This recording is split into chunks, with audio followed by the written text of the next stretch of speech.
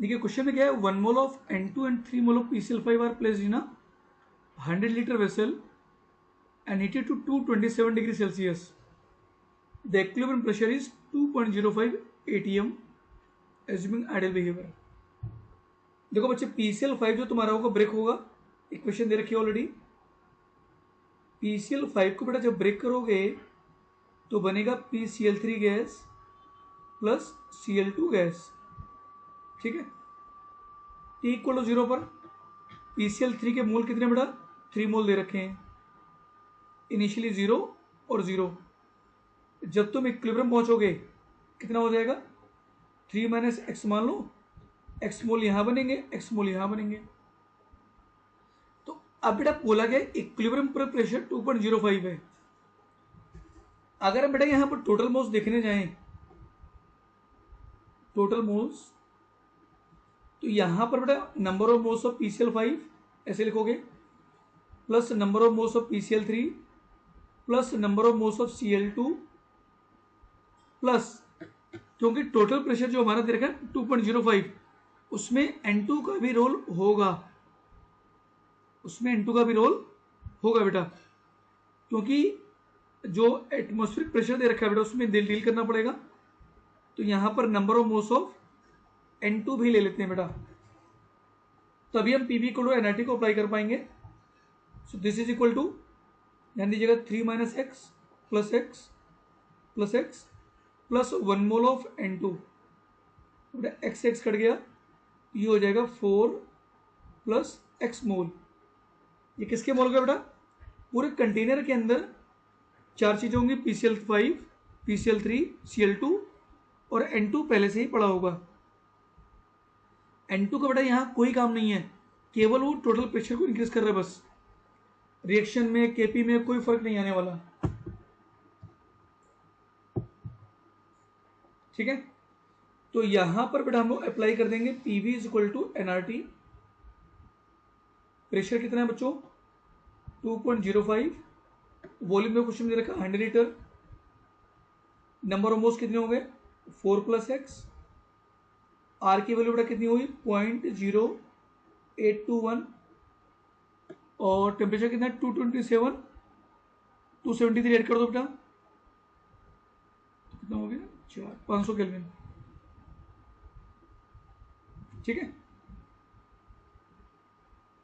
एक मिनट कर देते इसको. हाँ 500 हो गया. इसको बच्चे सॉल्व करोगे तो सॉल्व करके देखो हम आंसर बता देना क्या आएगा.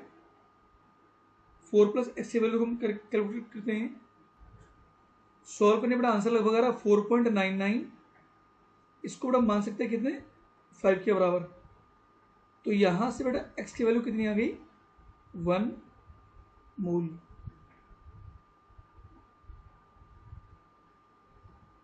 बच्चों समझ में आ रहा है, एक्स की वैल्यू कितनी आ गई बच्चों 1 मोल के बराबर आ गई. तो यहां पर जो 3 माइनस एक्स है बेटा, अगर इसकी वैल्यू रखें तो 3 माइनस एक्स की जगह पे अब बेटा मोल कितने हो गए, यहां पर कितने हो गए 2 मोल. यहां पर कितना आ गया बेटा 1 मोल और यहां पे कितना आ गया 1 मोल आ गया. अब बच्चों में केपी निकालना है तो एक काम कर सकते हैं, सबका प्रेशर निकाल दें.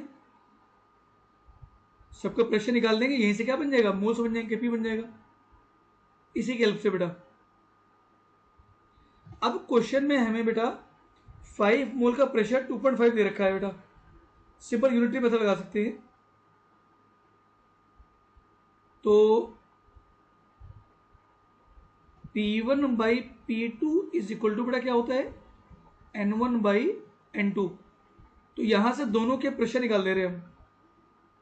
देखो बेटा क्या करने वाले हैं, पहले प्रेशर कितना है 2.05 और मोल कितने पहले 4 प्लस एक्स मतलब 5 मोल पहले थे.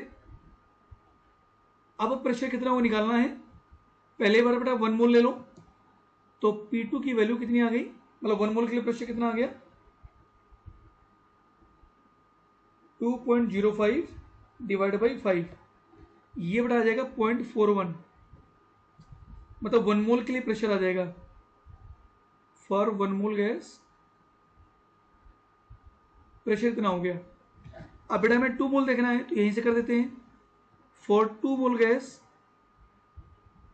अब प्रेशर बेटा हमारा कितना है, P3 मान लें, सो इसका डबल कर दो, 0.41 इंटू 2 कितना हो जाएगा, 0.82। अब बच्चे यहाँ पर Kp निकालना है, तो Kp इज इक्वल टू कितना आ जाएगा, देखो ध्यान से, pressure of PCl3 into pressure of Cl2 divide by pressure of PCl5। Now we can put the value, 0.41 into 0.41 divide by 2 mole दे रखा है बेटा, इसका प्रेशर है 0.82 सॉरी, इसे काटोगे तो नीचे 2 आ जाएगा बेटा, तो 0.41 डिवाइड बाई 2, तो बच्चे इसका आंसर आ जाएगा 0.205 ATM।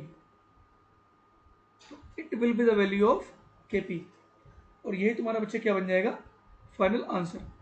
हमने ATM क्यों रखा, क्योंकि ऊपर बेटा प्रेशर ATM में 2 बार ATM आ रहा है, नीचे ATM है, एक ATM कैंसिल हो जाएगा, तो फाइनल तुम्हारा ATM बचेगा, and it will be your final answer.